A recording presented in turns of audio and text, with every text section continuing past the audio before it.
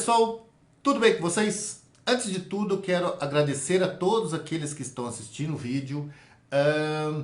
Nunca esqueça, se gostar do vídeo, deixe seu like, compartilhe, deixe seus comentários. Se ficar dúvida, me escreva. É marcelo@marcelodesouza.com.br, Marcelo com dois L's, Souza com Z, que eu sempre que possível eu vou respondendo as dúvidas, eu vou tentando interagir com vocês cada vez mais para que a gente possa co-criar conhecimento, co-criar pensamentos, reflexões. Beleza, pessoal? E o tema de hoje tem tudo a ver com esses e-mails. Eu recebi 2 e-mails, justamente que gostaria que eu tratasse um pouco sobre o excesso de ansiedade que essas pessoas sofrem. Bom, eu coloquei como título de hoje Preocupar demais e solução de menos. É exatamente isso a consequência de pessoas ansiosas. E eu vou explicar isso, vou dar aqui um pequeno formato, introdução da ansiedade, e vamos entrar um pouco mais a fundo sobre a perspectiva da psique humana, de como ela trata a ansiedade, o quanto isso pode nos prejudicar no dia a dia.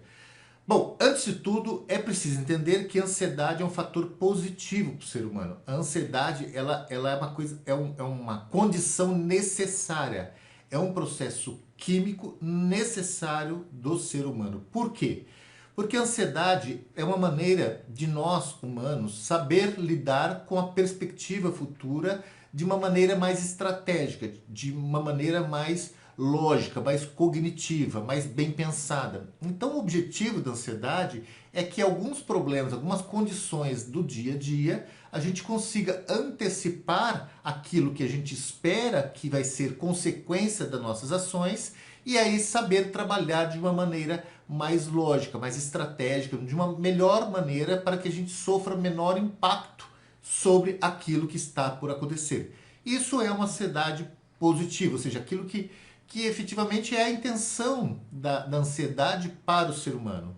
Existe também a ansiedade que nos traz euforia, que é aquela ansiedade que a gente, quando compra um carro, que a gente fica na expectativa de ele chegar logo para a gente poder usufruir dele. Ansiedade quando a gente compra uma casa, ou quando a gente constrói a casa, que é aquela vontade, aquela potência que a gente tem de querer logo morar, estar nela, enfim. Isso também é um lado que faz nos sentir bem, que nos faz alegria, da gente no dia a dia poder acordar, se sentir bem. Ou seja, a ansiedade ela tem um pouco dessa característica de nos fazer sentir a vida, de nos sentir tanto o prazer como aprender com a vida. O problema é quando a ansiedade se perde sobre as problemáticas do dia a dia. E não falta problemas. Ou seja, todos os dias, em todo momento, sempre tem uma questão, uma outra questão que a gente tem que lidar. E o problema é quando essas questões começam a se acumular e a gente vai perdendo, ou vamos imaginar que estamos perdendo o controle sobre aquilo que está acontecendo no dia a dia. Isso tende a levar a essa ansiedade. A ansiedade ela é sempre do presente para o futuro. A ansiedade é a perspectiva do que vai acontecer. Ou seja, ela é sempre parte de uma alucinação nossa, de uma alienação, que a gente acha que vai acontecer, mas que não necessariamente acontece. Então é uma antecipação de algo que nós não temos certeza, ou podemos até ter uma sensação ou uma perspectiva que vai acontecer, mas não necessariamente vai acontecer daquele jeito que a gente sofre, né? Que a gente se agonia por acontecer. E quando isso começa a acontecer continuamente, o ser humano ele vai criando um estado de estresse que vai diminuindo a capacidade executiva, a capacidade de pensar de maneira executiva, de maneira estratégica para lidar com os problemas do dia a dia. E quando isso acontece, você começa a desenvolver aquilo que se chama ansiedade excessiva. E a ansiedade excessiva, ela está diretamente relacionada com a perda de controle e com o medo. Automaticamente, você trazer para você a sensação que você perdeu o controle sobre algo e que te gera medo, você vai alterar as suas emoções.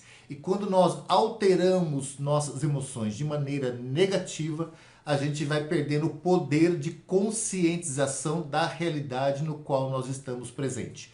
E aí que começa toda a problemática da ansiedade. Transformar ela em excessiva, que passa a ser crônica. Mas vamos falar um pouquinho da história da ansiedade. Bom, ela começa com Thomas Burkowski, que foi um psicólogo na década de 80, que o início dos seus estudos não era trabalhar a ansiedade como nós conhecemos hoje. Ele começou os seus estudos através de pessoas que estavam tendo problemas sérios. Eu estou repetindo a palavra problema, desculpa. Estou gravando aqui e eu não faço edição, então vamos que vamos. Mas ele começou seus estudos científicos analisando pessoas que tinham distúrbio de sono ou que sofriam de insônia. E ele percebeu que essas pessoas tinham aquilo, ou comumente traziam uma sensação daquilo que se chama atividade cognitiva intrusiva. O que é a atividade cognitiva intrusiva?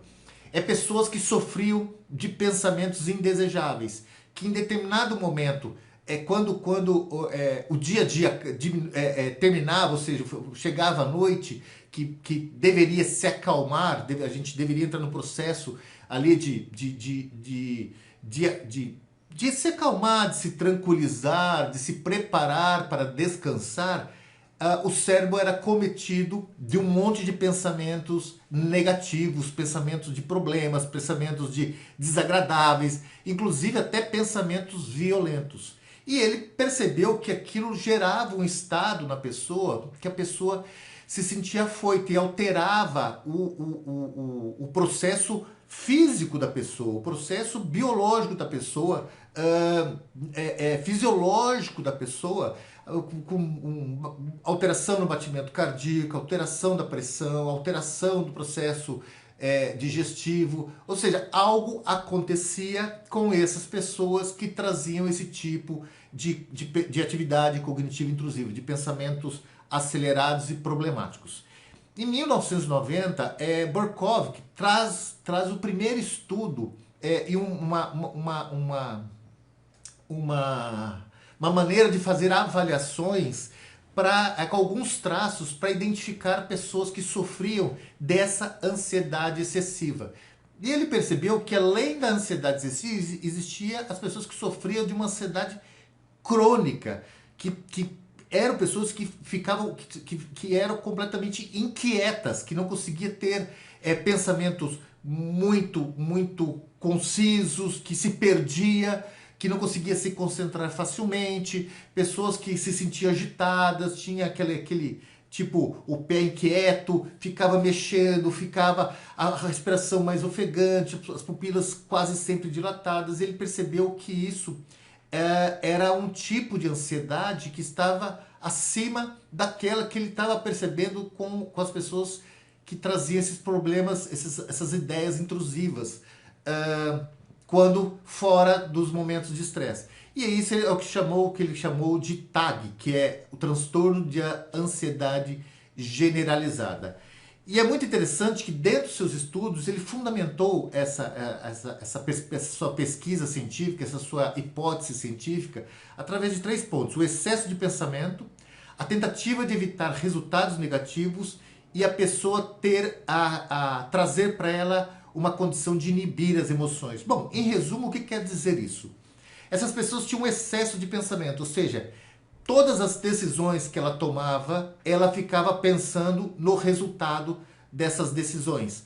E tudo que estava por acontecer, ela intensificava o que ia acontecer. E ela sempre tentava encontrar algo negativo do que ela deixou de fazer. Ou seja, ela nunca estava suficientemente satisfeita com aquilo que estava fazendo. E na cabeça dessas pessoas, ela achava que aquilo iria gerar algum tipo de retorno negativo para ela. Então elas antecediam problemas. Mesmo fazendo suas atividades de uma maneira coerente, de uma maneira estruturada, elas antecediam problemas. Outra questão é a tentativa de evitar resultados negativos. Com isso, essas pessoas se esforçavam de todas as maneiras para ficar pensando estratégias de como tentar lidar com esses resultados negativos. Então elas ficavam, o seu pensamento acabava entrando num ciclo contínuo de tentar lidar com o que fazer, com o que estava para acontecer. Só que de fato era uma alienação, porque ainda não aconteceu nada. E isso levava essas pessoas a tentar esconder esse nervosismo. Então elas tentavam se inibir emocionalmente. Elas tentavam trazer aquilo de uma maneira muito introspectiva, onde as pessoas à sua volta não percebiam que ela estava sofrendo aquele medo, aquela ansiedade, aquela angústia, aquela alteração emocional de uma forma crônica. Elas tentavam colocar uma máscara, vestir uma persona, na qual as pessoas achavam que ela era tranquila, que ela estava em paz, que ela estava bem. Então não conseguiam perceber isso. E como normalmente essas pessoas batem muito no detalhe ou tenta sempre antecipar um problema, quem está do lado não percebe o quanto essa pessoa está sofrendo para lidar com isso. E esse tipo de movimento que a pessoa gerava para ela é o que causava essa compulsão pelo controle. Essa ansiedade crônica, então, Borkov percebeu que era uma compulsão de ter controle. Ou seja, tudo aquilo que a pessoa percebia que ela não iria conseguir ter controle, essas pessoas se esquivavam. Ou seja, essas pessoas deixavam de experimentar a vida, deixavam de dar valor à vida por causa do medo daquilo que ela não tem controle. Então essas pessoas começavam a se fechar em seu mundo, a se fechar muito em seu mundo. Pessoas que começam a alucinar de uma maneira, a alienar a vida de uma maneira tão grande que ela não quer mais desafios diferentes do que ela já domina. Então imagina o tanto que essas pessoas sofrem. Em 95, o Borkov fez uma outra leitura a mais dessa ansiedade compulsiva e ele percebeu que essas pessoas se martirizavam. Ele fez um estudo muito grande dentro do estudo comportamental. Eles perceberam que as pessoas que sofriam mais de ansiedade se martirizavam em problemas em que quase 95% dessas pessoas, os problemas não aconteceram. Ou seja, essas pessoas entravam num looping tão maluco de achar que haveria um problema, ou que ia acontecer algo, ou que estava para acontecer algo, ou que o que ela estava fazendo era suficientemente importante, que aquilo consumia tanto, que levava ela a desenvolver essa ansiedade crônica. Essa ansiedade crônica passa a desenvolver um processo de estresse crônico, ou seja, a produção de cortisol, só que esse problema não acontecia. Não era verdade o que aquela pessoa estava imaginando, não era real. Ele percebeu que quando as pessoas entravam na ansiedade crônica, elas sofriam por coisas que não tinha lógica, que não tinha por que pensar aquilo, por que estruturar aquilo na cabeça. Não vinha de algo que não tinha a menor referência do porquê eles achavam que aquilo ia acontecer. E isso tem uma explicação muito grande quando a gente vai entender essa parte do cérebro. O que acontece? Por que a gente perde essa condição de lógica? Isso porque a área que está associada à ansiedade é uma área executiva do córtex. Só que também existe a área emocional, que está ali na ínsula. Ou seja, você está trabalhando de uma forma, uma pessoa que tem um controle maior de si mesmo. Esse controle, claro, não quer dizer que você é capaz de ter controle sobre si mesmo, a não ser que você se permita experienciar a vida. Mas enfim, essas pessoas que se permitem experienciar a vida, que se permite a lidar com a vida, com a realidade da condição que vive, que entende o mundo fora e dentro de si, essas pessoas têm uma área, que é a área executiva do cérebro, existe um controle sobre lidar com as emoções, ou seja, ela sabe que pode ter um problema, mas beleza, vamos avaliar a realidade do que está acontecendo. O problema é que a pessoa que sofre dessa ansiedade, ela aumenta atividades em áreas do cérebro que vai tornando essas áreas muito mais sensíveis e ela vai perdendo a condição de perceber o mundo de uma maneira realista. E quando entra a emoção, quando a emoção ela é ativada e a pessoa coloca na condição de medo, de risco, de perigo, automaticamente você perde capacidade sua cognitiva e seu corpo passa a agir como defesa. Então você começa a se defender do mundo. Só que o problema não existe, ou seja, é um problema que ainda não aconteceu. A sua mente vai automaticamente começar a criar problemas e problemas e problemas, e isso vai gerando ideias catastróficas. Ou seja, você cada vez mais vai entrando num looping de tentar encontrar problemas para que você lide com aquilo de uma maneira no qual você está armado, você está estruturado a lidar. E isso é consequência justamente dessas aflições repetitivas que você passa a criar por perder o controle sobre a sua ansiedade. Uma outra questão que é importante entender, e isso eu acho que talvez seja um dos fatores mais interessantes desse bate-papo nosso aqui, é nós considerarmos que tendemos a repetir uma linha de pensamento. Vale muito a pena prestar atenção nisso. Quando a gente tem uma linha de pensamento claro e que nos traz ganhos, que nos traz prazer, a gente tende a repetir aquilo, que é o que nós chamamos de motivação. Então a gente tende a repetir aquilo porque a gente tem uma linha de pensamento, uma linha daquilo que está dando certo e a gente quer fazer que dá certo. O problema é que a ansiedade, quando ela está nesse processo negativo, ela começa a buscar dentro de você aquilo que é negativo. E aí você começa a repetir ideias negativas. E um pensamento negativo vai puxar outro pensamento negativo, que vai relacionar a outra memória negativa, que vai relacionar a outra sensação negativa. Ou seja, você passa a criar um looping de que tudo vai dar errado na sua vida, de que tudo está contra você na sua vida, de que tudo pode prejudicar você. Ou seja, você começa a olhar o mundo como algo que você está sendo injustiçado porque tudo vai acontecer de errado. O que eu quero dizer com isso é o seguinte, vamos imaginar que você vai comprar, eu já falei isso, exemplo atrás, eu vou repetir. Você vai comprar um Fusca amarelo, só que esse Fusca amarelo não chegou ainda. E você tem o sonho de comprar um Fusca amarelo e encontra o Fusca amarelo que você quer.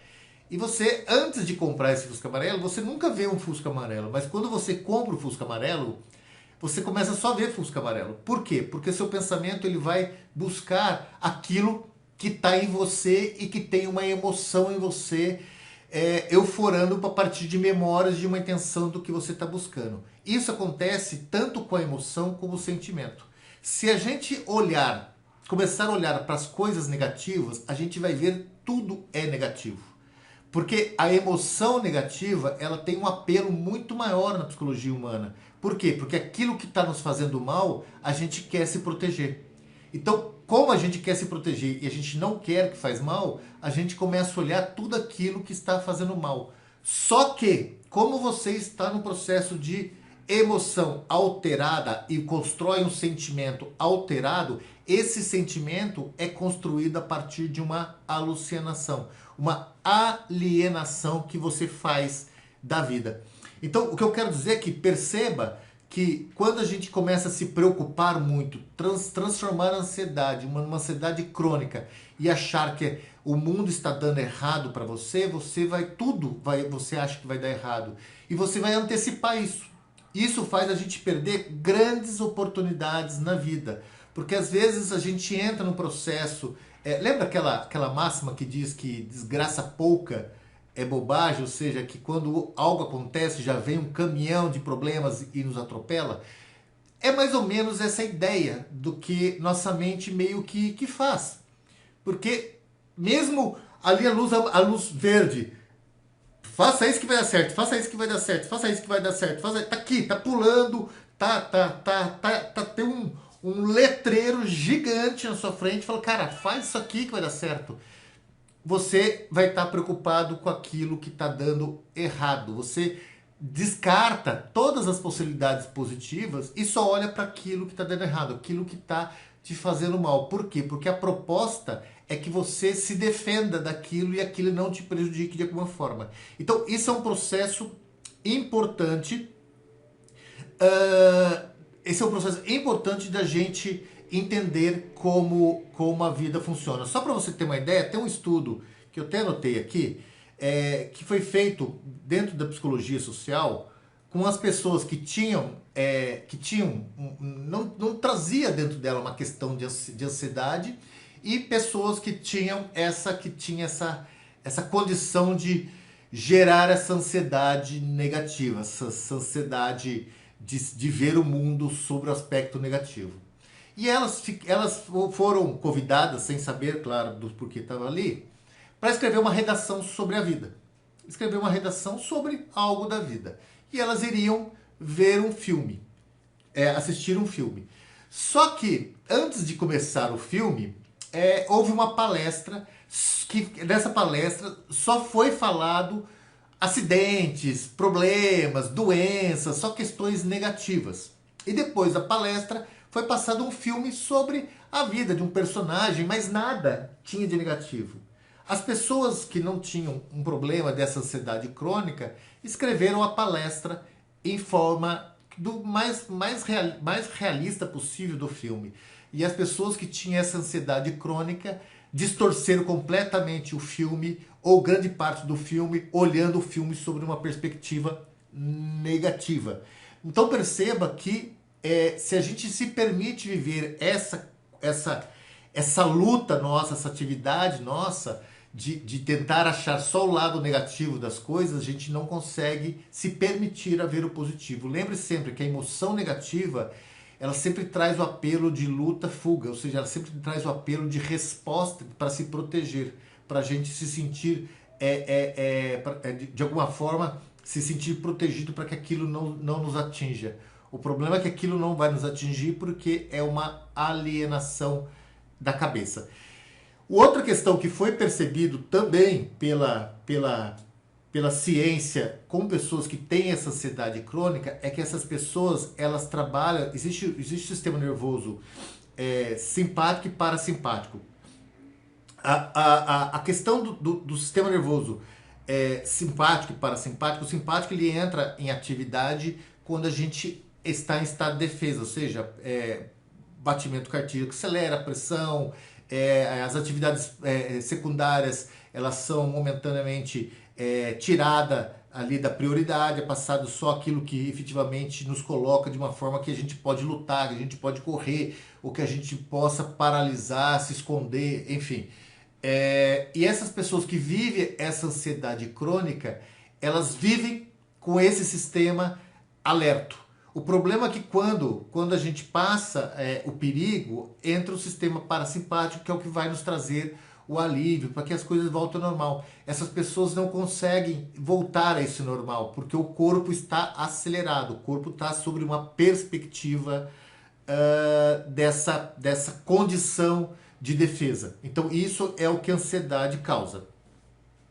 Bom, uma questão fundamental para entender é que o estresse, como a ansiedade vai levar o estresse, vai se tornar o estresse, se não trabalhada, se não cuidada, vai aumentar ali, seja desde os neurotransmissores como o GABA, ou até ali a questão da produção do cortisol, vai te levar a esse estresse. O estresse tende justamente a atacar as funções endócrinas e imunológicas do corpo, ou seja, ele tende a adoecer. Então, pessoas que sofrem de ansiedade crônica são pessoas que passam a se adoecer com a causa. Ou seja, uma das causas da ansiedade é justamente o adoecimento do corpo e da mente. Bom, pessoal, como lidar com a ansiedade? Ansiedade, a gente sempre tem que trazer a questão da realidade. Se a gente percebe que a gente tá sentindo um desespero contínuo, uma alteração de sensações, a gente torna-se pessoas mais frágeis, mais sensíveis, mais mais agressivas, se a gente está tendo algum tipo de compulsão, se a gente está perdendo a condição de se auto-organizar e de organizar o nosso ambiente, se a gente está perdendo a condição de concentração, a condição de estar presente junto às outras pessoas. Se você começa a perceber esses fatores em você, o melhor caminho é ajuda. Porque a ansiedade, ela começa aos poucos, mas ela pode tomar conta de você e por mais que você consiga se reestabelecer, é muito difícil a gente ir quebrar gatilhinhos ou quebrar hábitos que a gente acaba construindo por causa da ansiedade. E o melhor caminho é ajuda, uma terapia cognitiva, um bom profissional cognitivo, e mesmo um psiquiatra, porque se a questão envolve neurotransmissor, se você está entrando no estado de alerta contínuo, problema de sono, ou seja, uma coisa vai agravando a outra, não há como ser tratado que não for por medicamento para que você pelo menos se restabeleça quimicamente e aí você consiga fazer atividades para sair desse complexo seu de ansiedade. A ansiedade, se você perder o controle, ela pode ser um dos maiores problemas para você lidar com a vida e levar você a uma depressão, levar você a um poço que não sei se tem fundo. E você vai caindo, caindo, e depois para resgatar é uma coisa muito complexa e difícil. Bom, e o que eu faria para lidar, que se eu estou percebendo isso, o que eu começaria a fazer? Atividade física, quebrar as crenças sobre atividade física e fazer atividade física mesmo, não é atividade física jogar videogame, não, é atividade física mesmo, é queimar calorias, é você suar a camisa, é você sentir raiva de estar fazendo aquilo, mas quando termina de fazer aquilo, você sente um alívio complexo, porque a atividade física ela produz diversos neurotransmissores que atuam justamente no equilíbrio daqueles causados pela ansiedade, como o GABA. Outra questão é praticar sobre o bem-estar, que é aquilo que eu falei de mindfulness, sobre o bem-estar, da percepção não de resolver o problema, mas de se sentir bem, praticar meditação, praticar yoga, fazer leituras, quebrar o status quo, ou seja, fazer coisas que você não faria, desafiar você mesmo, viajar para lugares que você não conhece, ou seja, você fugir do seu dia a dia, fugir daquilo que você acredita que é seus limites, você quebrar um pouco de você com você, desafiar tudo aquilo que você acha que não vai dar certo, desafie, claro, dentro de uma responsabilidade da sua liberdade, mas é uma maneira de você ir trabalhando a ansiedade, você fazer coisas para que seu cérebro vá reconstruindo outras sinapses que talvez vai começar a fazer mais sentido para você. E use o desafio, use a dúvida, use a forma de você quebrar o estado que você está. Se você está ficando ansioso em algum momento, para o que você está fazendo, vai fazer outra coisa, vai passear, dá uma volta no quarteirão, vai tomar uma água, vai fazer uma atividade, sei lá, compra daqueles brinquedos de pintar que você tem que montar, enfim, quebre o seu status quo, que isso ajuda você a controlar a ansiedade. Mas se ela já está excessiva ou crônica, o melhor caminho é procurar um profissional da saúde mental. Por quê? Porque existe momentos da nossa vida que a gente precisa ter a mão de alguém para a gente desabafar. Não para a pessoa nos ensinar algo ou nos motivar. Não, essas baboseiras, não. E nos trazer positividade. Não, a ideia não é essa. Mas talvez uma pessoa que esteja do outro lado, que esteja aberto para nos ouvir, para que a gente possa ser autêntico emocionalmente, que a gente possa se sentir totalmente vulnerável, que a gente possa se sentir totalmente liberto, livre de nós mesmos e jogar aquilo para fora e fazer com que a gente se alivie. A gente tem que tirar as emoções de nós de alguma forma, a gente tem que quebrar isso. Por isso que eu falo que a atividade física é extraordinária, fazer atividades que efetivamente consumem energia nossa, ou mesmo ler, fazer boas leituras, fazer práticas que a gente consiga meio que dá uma quebra do status quo nosso com o dia a dia. Beleza, pessoal? Espero que vocês tenham gostado. Se ficar dúvida, por favor, me escrevam. Se gostou, deixe seu like, compartilhe, deixe seus comentários. E eu vou tentar buscar alguns outros pontos legais sobre ansiedade, no qual eu acho que vale a pena a gente discutir. Então, ao longo dos meus vídeos, eu vou voltar com esse assunto para a gente refletir cada vez mais sobre nós mesmos e sobre o comportamento humano. Muito obrigado por estar assistindo, muito obrigado por mais esse dia e até o próximo vídeo. Um beijão para vocês, tchau, tchau.